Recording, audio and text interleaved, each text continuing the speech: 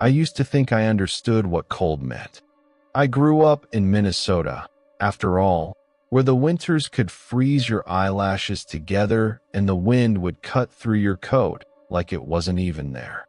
But nothing, absolutely nothing, prepared me for the kind of cold that waits for you on an oil rig in the Arctic Circle, especially during the polar night.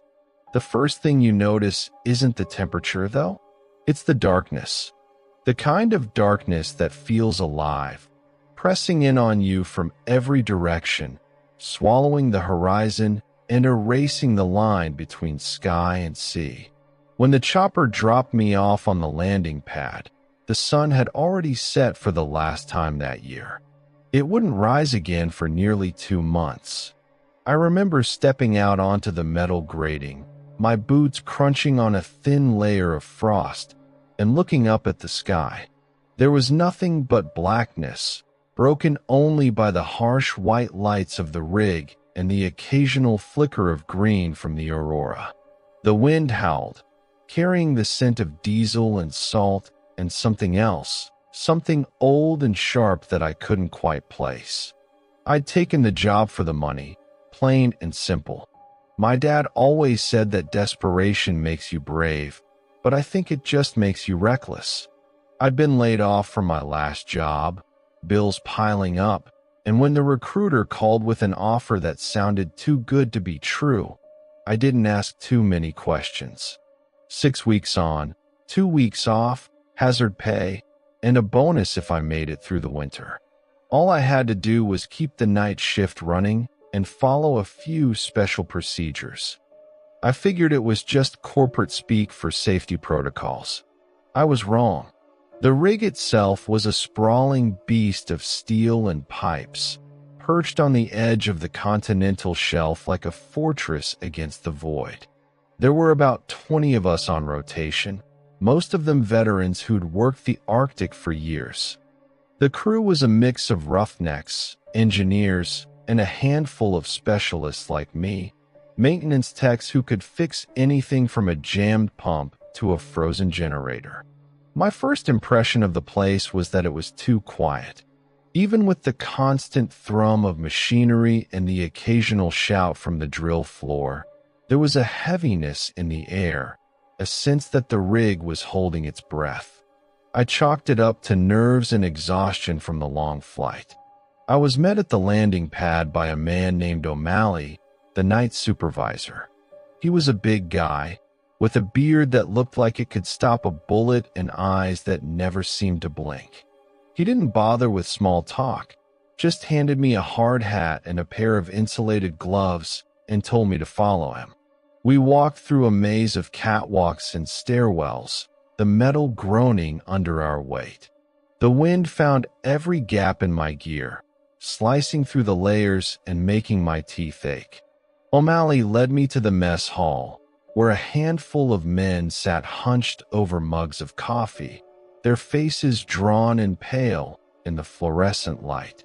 "This is the new guy," O'Malley announced, and a few heads turned in my direction. No one smiled. One of them, a wiry man with a scar running down his cheek, just grunted and went back to his crossword. O'Malley handed me a laminated sheet of paper. "Read this. Memorize it. You break any of these rules, you're on your own." I glanced down at the list, expecting the usual safety reminders. Instead, I found myself staring at a set of instructions that made my skin crawl.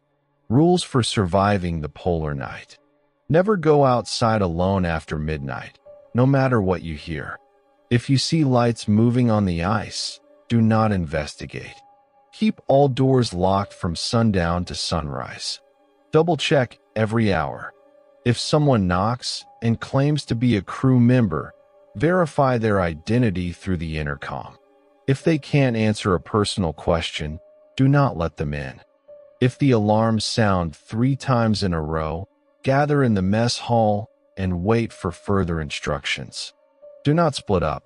If you hear singing from the direction of the sea, cover your ears and stay away from windows.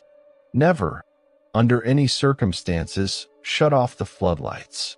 I looked up, expecting someone to laugh or at least crack a smile. No one did. O'Malley leaned in, his voice low. You think it's a joke, don't you?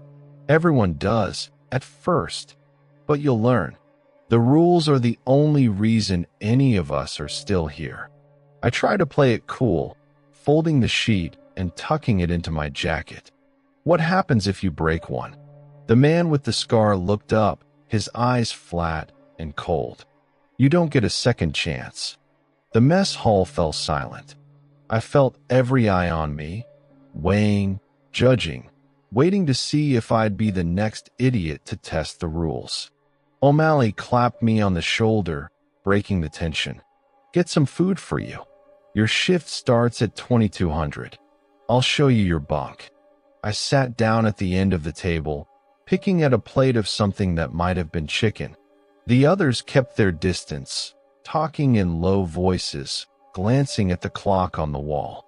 I tried to listen, but all I could hear was the wind rattling the windows and the distant groan of the ice.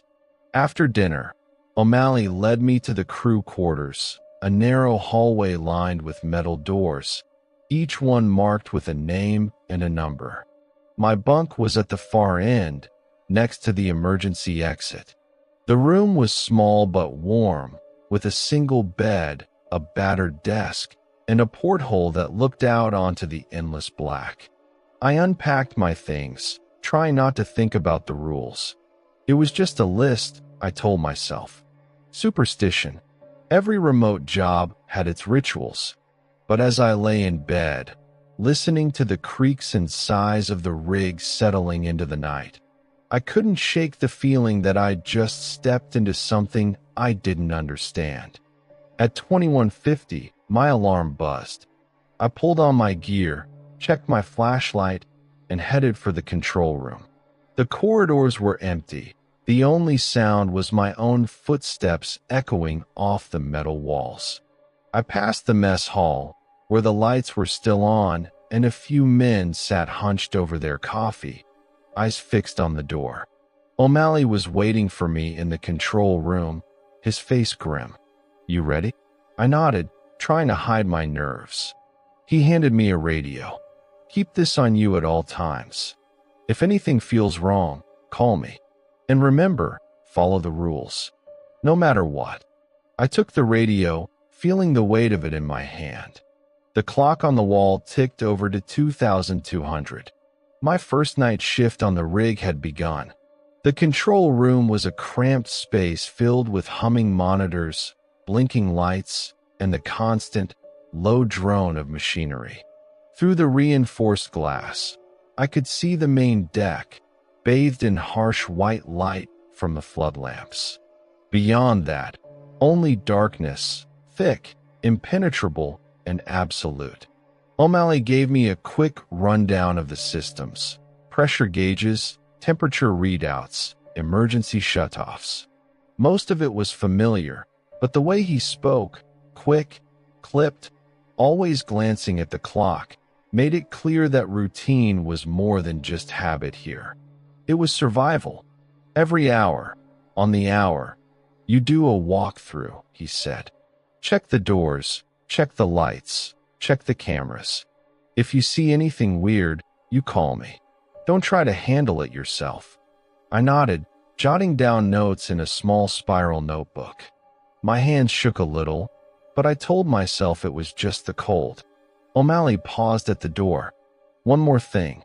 If you hear anything on the radio that doesn't make sense, static, voices, music, ignore it.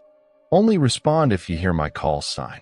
Got it, I said, though my voice sounded thin in my own ears. He left, and I was alone.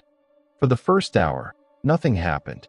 I made my rounds, checking each door and lock, shining my flashlight into corners that seemed to swallow the beam. The rig was a maze of steel and shadow, every surface slick with condensation. The floodlights outside cast long, twisted shapes across the deck, and every so often, the wind would rattle a loose panel or send a shiver through the whole structure. I tried to focus on the routine, check the generator room, inspect the storage lockers, make sure the emergency supplies were in place. Each time I passed a window, I found myself staring out into the black, half expecting to see something moving on the ice. At midnight, I returned to the control room for my scheduled check-in. I keyed the radio. Control to O'Malley. All clear. His voice crackled back, steady and calm. Copy that. Keep it up. I leaned back in the chair, letting out a breath I hadn't realized I was holding. Maybe it really was just superstition. Maybe the rules were a way to keep everyone sharp, to fight off the boredom and isolation that could eat you alive out here. But then, just as I was starting to relax, I heard it, a faint tapping, like fingernails on glass. I froze, every muscle tensed. The sound came again, a slow, deliberate rhythm from the window behind me. I turned, heart pounding, and saw nothing but my own reflection in the glass, pale and wide-eyed. I forced myself to stand, to walk over and press my face to the cold pane. Outside, the deck was empty. The floodlights burned steadily, illuminating the swirling snow and the endless dark beyond. I told myself it was just the wind, a loose cable, maybe a bird. But the tapping continued, softer now, almost playful. I backed away, my skin crawling. I remembered the first rule: never go outside alone after midnight, no matter what you hear. I checked the clock. 12:07 a.m. The radio crackled. Control, this is O'Malley. You all right up there? I swallowed hard and pressed the button. Yeah, just thought I heard something. Probably nothing. A pause. Keep the doors locked. Don't go outside. I'll be up in 20. I nodded, even though he couldn't see me. I sat back down, trying to focus on the monitors, but my eyes kept drifting to the window, to the darkness pressing in from all sides. The tapping stopped. The next hour passed in a blur of nervous energy. I made my rounds, double-checking every lock, every light. I found myself reciting the rules under my breath, like a prayer. At 1 a.m., O'Malley arrived, his boots echoing in the corridor. He looked me over, then glanced at the window. You heard it, didn't you? He asked quietly. I hesitated, then nodded. He sighed, rubbing his eyes. It starts small. Sounds, shadows, things you can explain away. That's how it gets in your head. You start doubting yourself, doubting the rules. That's when it gets dangerous. I wanted to ask what it was, but the look on his face stopped me. He handed me a thermos of coffee. Stay sharp. You're doing fine. He left as quickly as he'd come, leaving me alone with my thoughts. The rest of the night was uneventful, but I couldn't shake the feeling that I was being watched. Every time I passed a window, I felt eyes on me, just out of sight. The darkness seemed to press closer, hungry and patient. At 6 a.m., the day shift arrived. I handed off the radio, logged my rounds, and made my way back to my bunk. I collapsed onto the bed, exhausted, but sleep wouldn't come. My mind replayed the tapping, the rules, the look in O'Malley's eyes. I stared at the porthole, watching the snow swirl against the glass. Somewhere out there, in the endless night, something was waiting.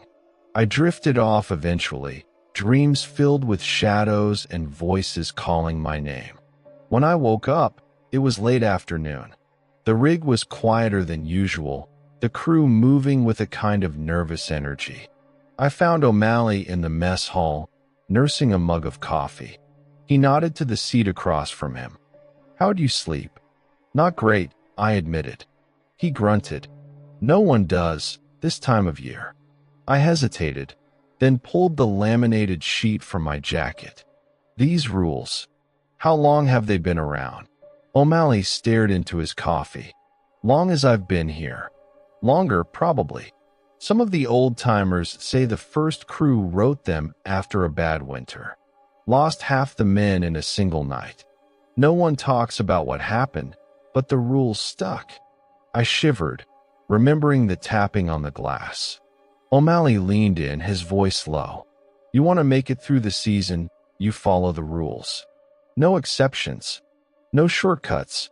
You see something strange, you keep your head down and your mouth shut. You hear something calling, you don't answer. You feel like you're being watched, you probably are. He stood, draining his mug. Get some food for you. Night comes quickly out here. I watched him go, the weight of his words settling over me like a second skin. That evening, as I prepared for my second shift, I found myself checking the locks 3 times, making sure my flashlight was fully charged, reciting the rules under my breath. The darkness outside seemed deeper, the wind colder, the silence heavier. I was starting to understand why everyone here looked so tired. My second night on the rig began with a sense of dread I couldn't shake. The sun had set hours ago, though you'd never know it. Out here, the darkness was constant, broken only by the harsh glare of the floodlights and the occasional flicker of the aurora overhead. I pulled on my gear, zipped my jacket up to my chin, and made my way to the control room. The corridors felt narrower tonight, the shadows deeper. I passed a few crew members on their way to the mess hall, their faces drawn and pale, eyes flicking to the windows as if expecting something to be looking back. No one spoke. The only sound was the hum of the ventilation system and the distant thrum of the drill. In the control room, I found the same routine waiting for me. Monitors, gauges, the radio. I checked the floodlights first, making sure every bulb was burning bright. The rules were clear: never, under any circumstances, shut off the floodlights. I didn't know what would happen if I did, and I didn't want to find out. The first hour passed quietly. I made my rounds, checking the doors and locks, shining my flashlight into every corner. The wind had picked up, rattling the rig and sending bursts of snow swirling across the deck. I paused at one of the windows, watching the ice shift and groan in the distance. For a moment, I thought I saw something moving out there, a flicker of light, too steady to be a reflection, too slow to be a passing vehicle. I remembered the second rule: if you see lights moving on the ice, do not investigate. I turned away, heart pounding, and forced myself to focus on the checklist. The minutes crawled by, each one heavier than the last. At midnight, I keyed the radio. Control to O'Malley. All clear. His voice came back, steady as ever. Copy. Keep your eyes open. I settled into the chair, trying to ignore the itch between my shoulder blades. The sense of being watched was stronger tonight, as if the darkness itself was pressing against the glass, searching for a way in. Then, just after 12:30, the alarm sounded. 3 sharp, piercing blasts echoed through the rig, followed by a moment of dead silence. My heart leapt into my throat. I grabbed the radio, hands shaking. Control to all crew, what's going on? Repeat, what's the status? Static answered me, then a burst of garbled voices. I caught O'Malley's call sign, then nothing but white noise. The rules flashed through my mind. If the alarms sound 3 times in a row, gather in the mess hall and wait for further instructions. Do not split up. I grabbed my flashlight and bolted for the door, locking it behind me. The corridor was empty. The only sound was my own footsteps pounding on the metal floor. I passed the crew quarters, the doors all shut tight, and made my way to the mess hall. Inside, a handful of men had already gathered, their faces pale and tense.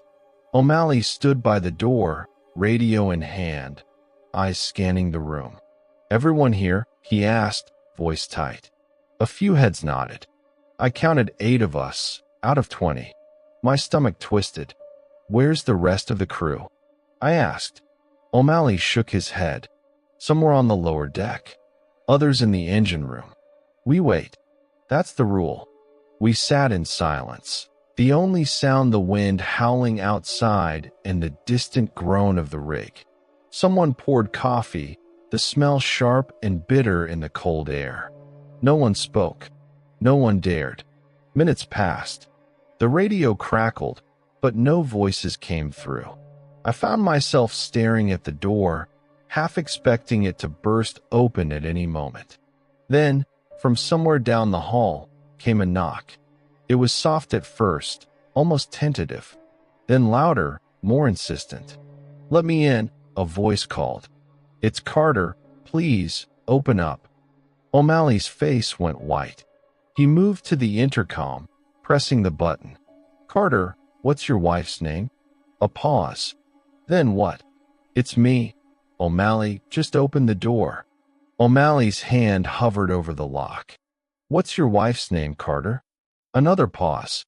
Then, in a voice that was almost, but not quite, right, "Sarah. Her name is Sarah." O'Malley's jaw clenched. "Carter's wife is named Emily. Do not open that door." The knocking continued, growing more frantic.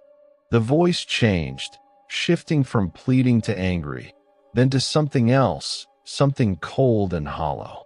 "Let me in," it whispered, the words slithering under the door. "It's cold out here. So cold." No one moved. No one spoke. We sat frozen, listening as the thing outside pounded on the door, the sound echoing through the metal walls. Eventually, the knocking stopped. The silence that followed was worse. O'Malley let out a shaky breath. "That's why we have the rules," he said quietly. We waited in the mess hall for what felt like hours. Eventually, the alarm stopped, and the radio crackled to life. "All clear," a voice said, one of the engineers, his voice trembling. "False alarm. Power surge in the generator room. We're resetting the system now." O'Malley nodded, relief flooding his face. "All right, everyone back to your posts. Stay sharp." I made my way back to the control room, my legs weak. The corridors felt even narrower now, the shadows deeper. I checked every lock, every light, every window. When my shift finally ended, I stumbled back to my bunk, exhaustion dragging at my bones. I lay awake for hours, listening to the wind and the distant creaks of the rig. I understood now why the rules mattered. Why did everyone here look so haunted? The polar night wasn't just a test of endurance. It was a test of faith, faith in the rules, in each other, in the thin line between survival and whatever waited out there in the dark. As I drifted off to sleep, I promised myself I would never break the rules, no matter what. The next few days blurred together, each night indistinguishable from the last. The routine became my anchor. Wake, eat, check the rules, suit up, and step into the endless dark. I learned to move quietly, to keep my head down, to trust the routine more than my own instincts. The rules weren't just guidelines, they were a lifeline. I started to notice the toll the polar night was taking on everyone. The older crew members, the ones who'd survived more than one winter, moved with a kind of wary caution.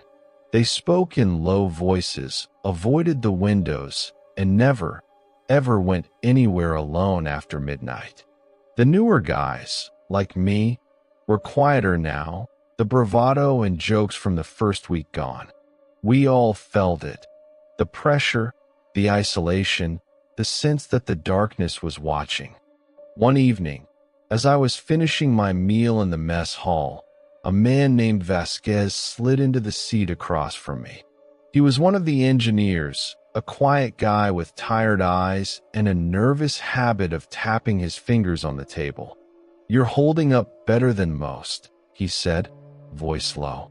I shrugged, just following the rules. He nodded, glancing around to make sure no one was listening. That's good, but you should know, sometimes the rules aren't enough. Sometimes things happen anyway. I frowned. Like what? Vasquez hesitated, then leaned in. Last winter, we lost a guy. Name was Petrov. Good worker, smart. He followed the rules, but one night, he started hearing singing from the sea. Rule 6, right? Cover your ears, stay away from the windows. He did everything right. But the next morning, he was gone. No sign of a struggle, no footprints, nothing. Just vanished. A chill ran down my spine. What do you think happened? Vasquez shook his head. I don't know. Maybe the rules aren't perfect. Maybe whatever's out there is getting smarter. He stood, grabbing his tray. Just be careful. And if you ever hear the singing, don't just cover your ears. Get as far from the windows as you can. He left me alone with my thoughts, the uneaten food on my plate suddenly unappetizing. That night, as I made my rounds, I found myself glancing nervously at the windows, listening for any hint of music in the wind. The darkness outside seemed thicker, the floodlights barely piercing the gloom. I checked every lock, every door, every light, my hands trembling. At 2 a.m., I heard footsteps behind me as I walked the main corridor. I turned, heart pounding, and saw O'Malley approaching, his face drawn and pale. Walk with me, he said, not waiting for an answer.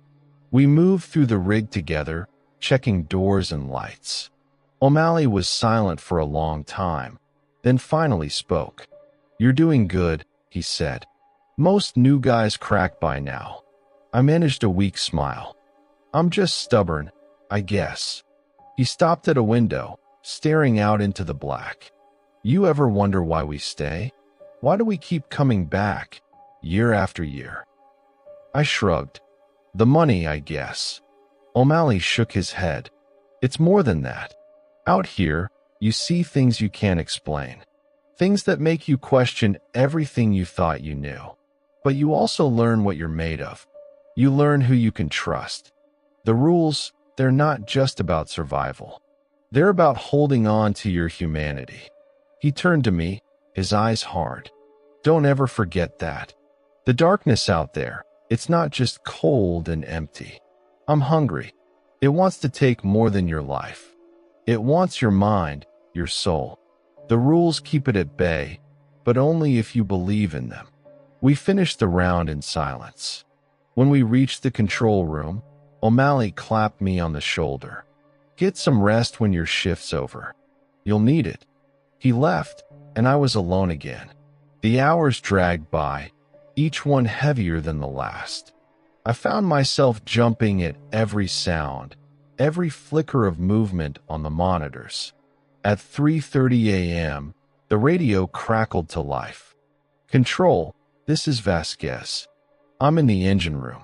I think I saw something outside, lights moving on the ice. My blood ran cold. Rule 2.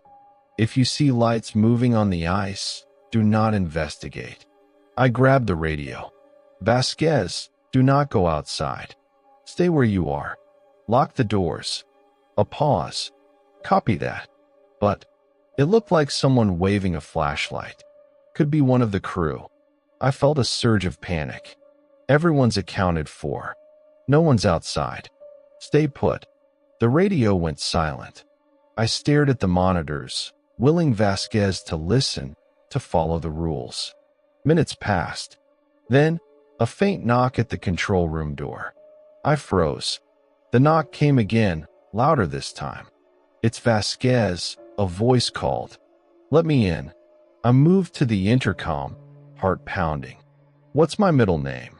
I asked, remembering the rule. A pause. Then, come on, man, it's freezing out here. Just open the door. I gripped the radio, my hands shaking. What's my middle name? I repeated. The voice changed, growing colder, flatter. "Let me in." I backed away from the door, every instinct screaming at me to run. The knocking stopped. Silence settled over the control room, heavy and absolute. I waited, barely breathing, until my shift ended. When the day crew arrived, I told O'Malley what had happened. He just nodded, his face grim. "You did the right thing," he said. "Sometimes, that's all you can do." I stumbled back to my bunk, exhaustion dragging at my bones. I lay awake for hours, listening to the wind and the distant creaks of the rig. The rules were all that stood between us and whatever waited in the dark. I was starting to wonder if they'd be enough. The next week passed in a haze of exhaustion and anxiety.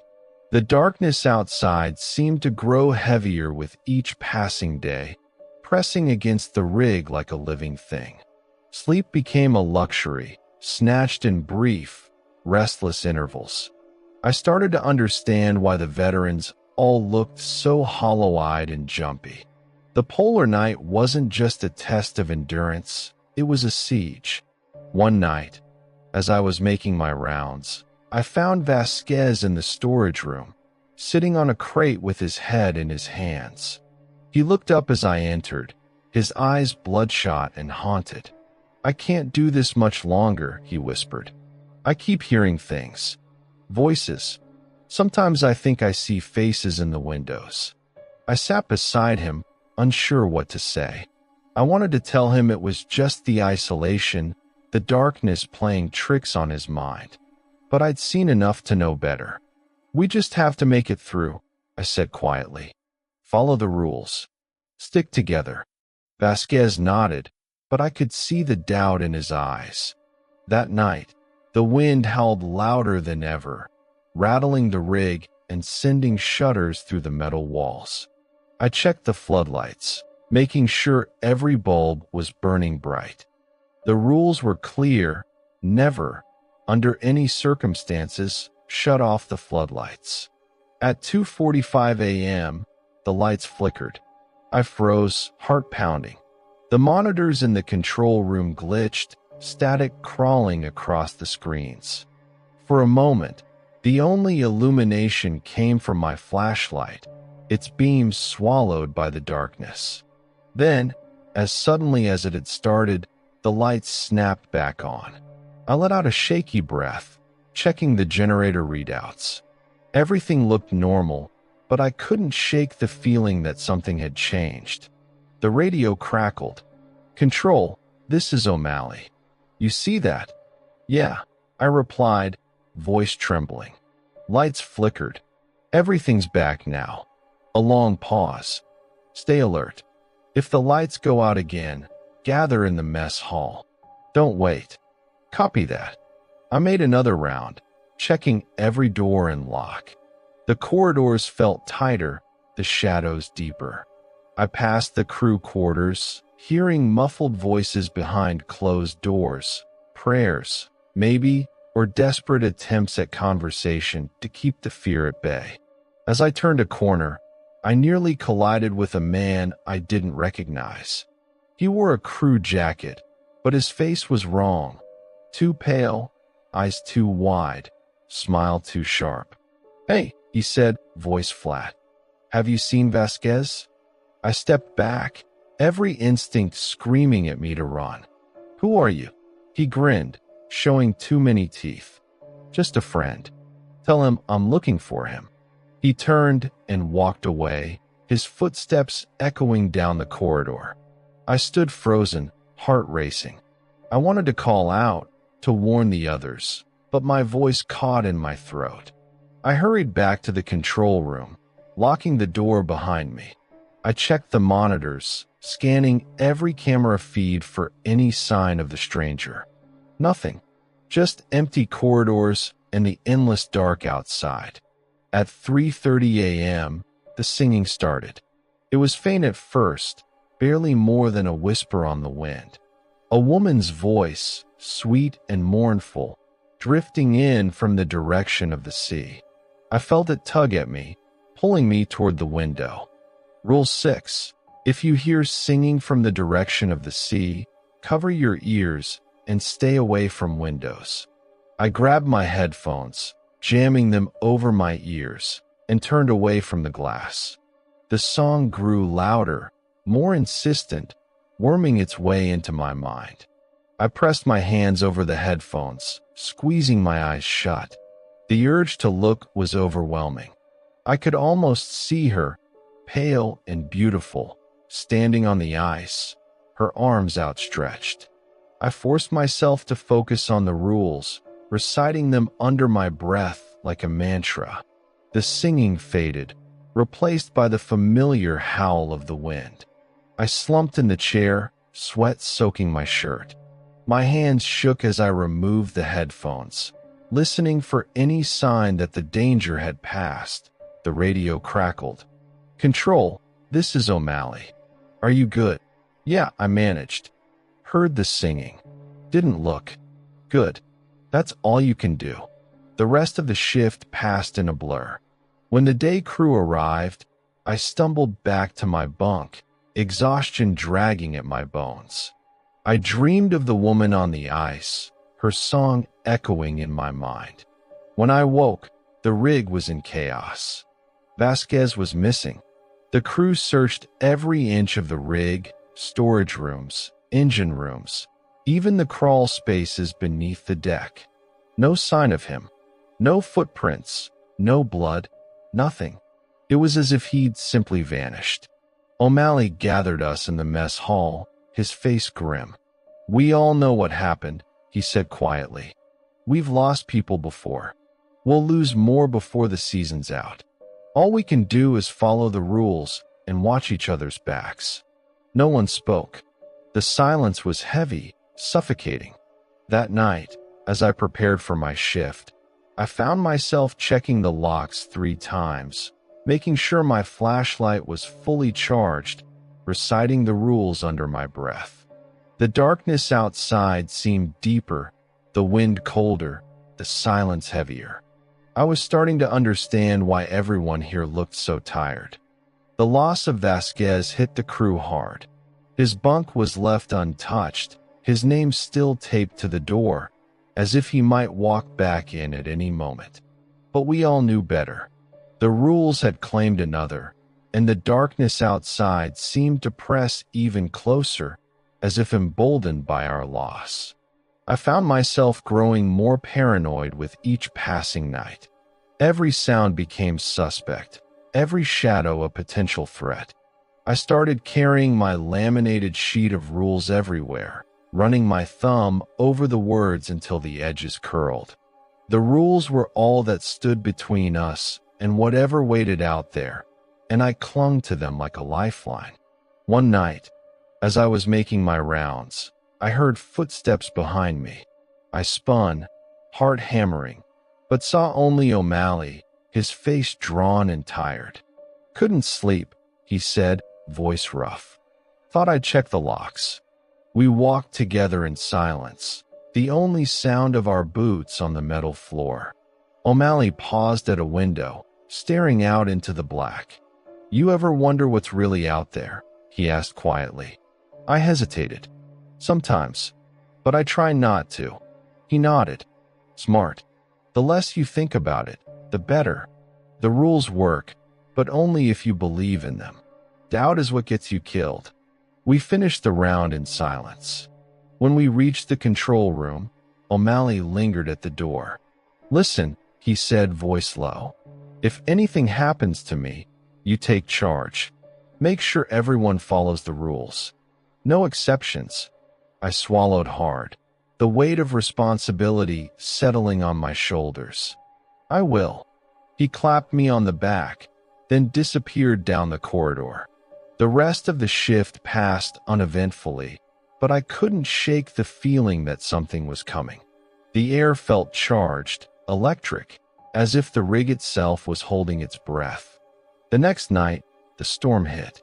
It started as a low moan in the distance, the wind rising until it screamed around the rig, shaking the walls and rattling the windows. Snow battered the floodlights. turning the world outside into a swirling white void.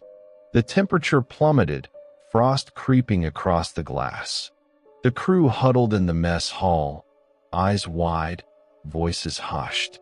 O'Malley paced by the door, radio in hand, barking orders to check the generators, the fuel lines, the emergency supplies. I volunteered for the generator check, pulling on my thickest coat and bracing myself against the wind. The walk to the generator room was short, but it felt like crossing a battlefield. The snow stung my face, the wind nearly knocking me off my feet. Inside, the generator room was a cacophony of noise and heat. I checked the gauges, topped off the fuel, and made sure the backup systems were ready. As I turned to leave, the lights flickered. I froze, heart pounding. The rules were clear: never, under any circumstances, shut off the floodlights. I raced back to the control room, slipping and sliding on the icy catwalks. The wind howled, drowning out the sound of my own breathing. Inside, the monitors glitched, static crawling across the screens. I grabbed the radio. Control to O'Malley. The lights are flickering. Generators are running, but something's wrong. His voice came back, strained. Stay put. Don't go outside again. We're locking down. I locked the door, checking it twice, then 3 times. The room felt smaller, the darkness outside pressing against the glass. The lights flickered again, then steadied. I let out a shaky breath, wiping sweat from my brow. Then, from somewhere outside, I heard singing. It was faint at first, barely more than a whisper, but it grew louder, more insistent. A woman's voice, sweet and mournful, drifting in from the direction of the sea. I grabbed my headphones, jamming them over my ears, and turned away from the window. The urge to look was overwhelming. I squeezed my eyes shut, reciting the rules under my breath. The song grew louder, worming its way into my mind. I pressed my hands over the headphones, willing it to stop. Suddenly, the radio crackled. Control, this is O'Malley. Do not look outside. Repeat, do not look outside. I nodded, even though he couldn't see me. I stayed huddled in the corner, eyes shut, ears covered, until the singing faded. When I finally looked up, the lights were steady, the storm still raging outside. I slumped in the chair, exhausted. My hands shook as I removed the headphones, listening for any sign that the danger had passed. The radio crackled again. You good? O'Malley's voice was tight. Yeah, I managed. Didn't look. Good. That's all you can do. The rest of the shift passed in a blur.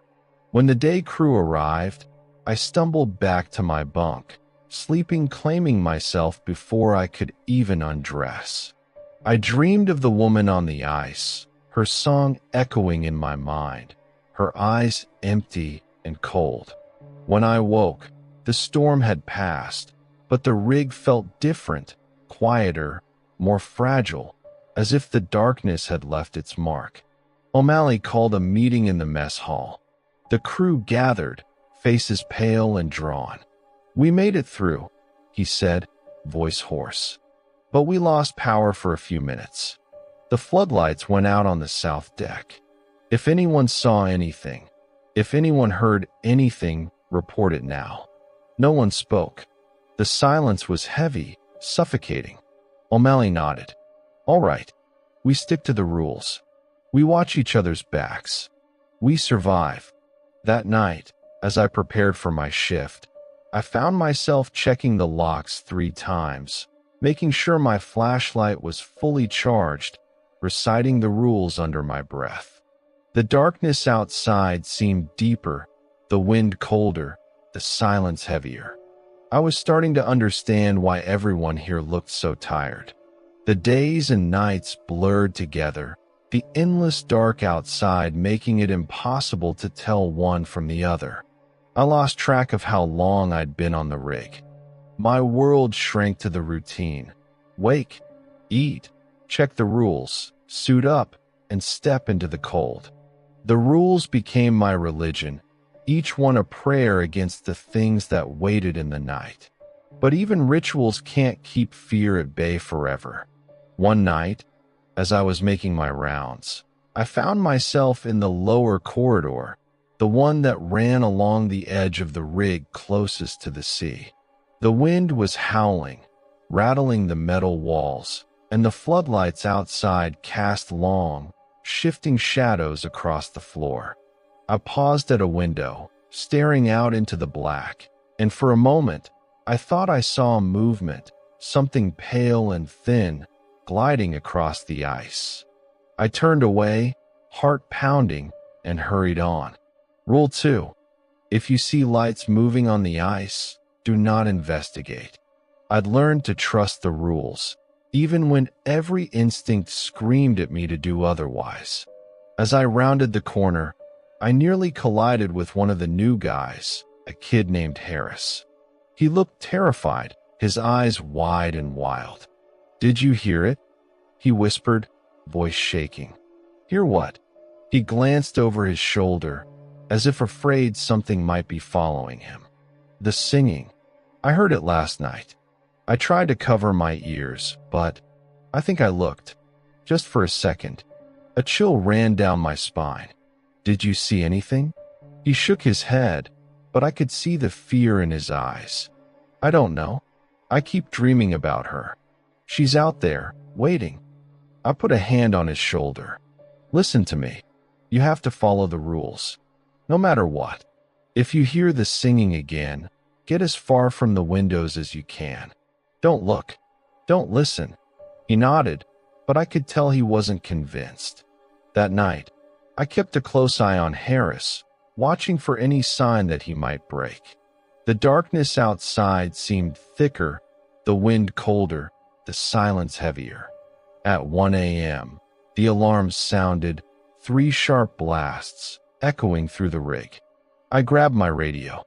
"Control to all crew, gather in the mess hall. Do not split up."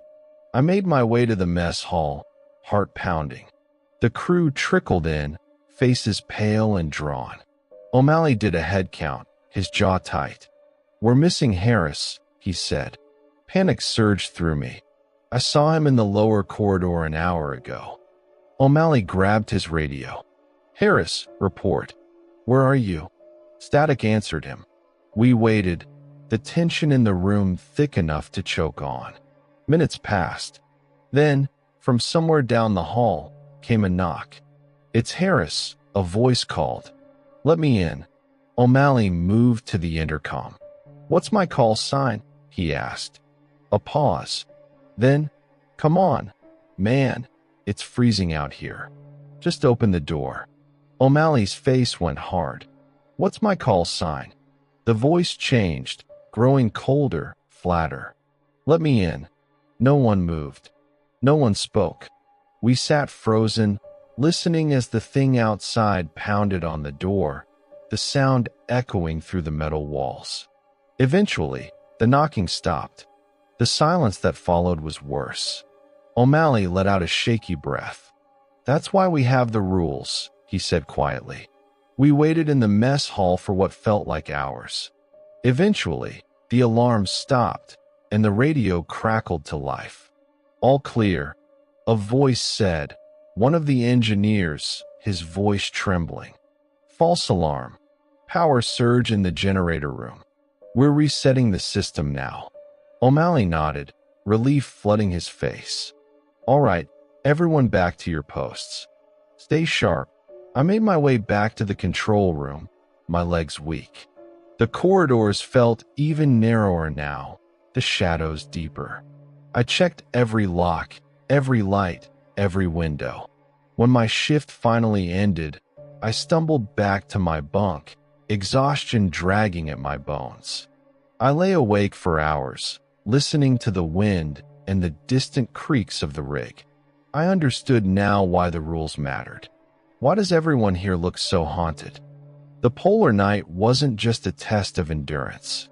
It was a test of faith, faith in the rules, in each other, in the thin line between survival and whatever waited out there in the dark.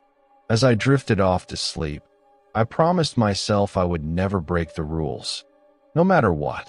The next day, O'Malley called me into his office. He looked older than I'd ever seen him, the lines on his face deep and tired. "We lost Harris," he said quietly. "No sign of him. No footprints, no blood, nothing." I sat in silence, the weight of the loss settling over me like a shroud. O'Malley slid a battered notebook across the desk. This was his. Found it in his bunk. I opened it, flipping through pages filled with frantic handwriting. Notes about the singing, sketches of a woman on the ice, lists of the rules written over and over. "He tried," I said softly. O'Malley nodded. "Sometimes it's not enough." He looked at me, his eyes hard. "You're next in line. If anything happens to me, you take charge. Make sure everyone follows the rules. No exceptions." I swallowed hard, the weight of responsibility settling on my shoulders. "I will." He nodded, then dismissed me. That night, as I prepared for my shift, I found myself checking the locks 3 times, making sure my flashlight was fully charged, reciting the rules under my breath. The darkness outside seemed deeper, the wind colder, the silence heavier. I was starting to understand why everyone here looked so tired. The days that followed felt like a waking dream. The losses weighed on us all, and the rig itself seemed to groan under the strain. Every face I passed in the corridor was drawn and haunted, eyes flicking to the windows, hands clutching mugs of coffee or rosaries or whatever small comfort they could find. The rules were no longer just a list. They were a shield, a prayer, a last line of defense against the darkness that pressed in from all sides. I took my new responsibility seriously. Every night, I made the rounds, checked the locks, and recited the rules. I watched the crew, looking for signs of cracks, paranoia, exhaustion, the haunted look that meant someone was hearing things they shouldn't, seeing things that couldn't be there. I tried to keep everyone together, to remind them that as long as we followed the rules, we had a chance. But the darkness was patient. It waited, probing for weakness. One night, the storm returned, fiercer than before. The wind screamed around the rig, snow battering the floodlights until the world outside was nothing but a swirling white void. The temperature dropped so low that frost crept across the inside of the windows, and the metal walls groaned with every gust. I was in the control room, watching the monitors, when the lights flickered. My heart leapt into my throat. I grabbed the radio. "Control to all crew, prepare for lockdown. If the lights go out, gather in the mess hall. Do not split up." The lights steadied, but the sense of dread remained. I checked the generator readouts, praying that the backup systems would hold. Then, from somewhere outside, I heard the singing. It was louder this time, more insistent. A woman's voice, sweet and mournful, drifting in from the direction of the sea. I felt it tug at me, pulling me toward the window. I grabbed my headphones, jamming them over my ears, and turned away from the glass. The urge to look was overwhelming. I squeezed my eyes shut, reciting the rules under my breath. The song grew louder, worming its way into my mind. I pressed my hands over the headphones, willing it to stop. Suddenly, the radio crackled. "Control, this is O'Malley. Do not look outside. Repeat, do not look outside." I nodded, even though he couldn't see me. I stayed huddled in the corner, eyes shut, ears covered, until the singing faded. When I finally looked up, the lights were steady, the storm still raging outside. I slumped in the chair, exhausted. My hands shook as I removed the headphones. listening for any sign that the danger had passed. The radio crackled again. "You good?" O'Malley's voice was tight. "Yeah, I managed. Didn't look. Good. That's all you can do." The rest of the shift passed in a blur. When the day crew arrived, I stumbled back to my bunk, sleeping, claiming myself before I could even undress. I dreamed of the woman on the ice, her song echoing in my mind, her eyes empty and cold. When I woke, the storm had passed, but the rig felt different, quieter, more fragile, as if the darkness had left its mark. O'Malley called a meeting in the mess hall. The crew gathered, faces pale and drawn. "We made it through," he said, voice hoarse. "But we lost power for a few minutes. The floodlights went out on the south deck. If anyone saw anything, if anyone heard anything, report it now." No one spoke. The silence was heavy, suffocating. O'Malley nodded. "All right. We stick to the rules. We watch each other's backs. We survive." That night, as I prepared for my shift, I found myself checking the locks 3 times, making sure my flashlight was fully charged, reciting the rules under my breath. The darkness outside seemed deeper, the wind colder, the silence heavier. I was starting to understand why everyone here looked so tired. The weeks dragged on.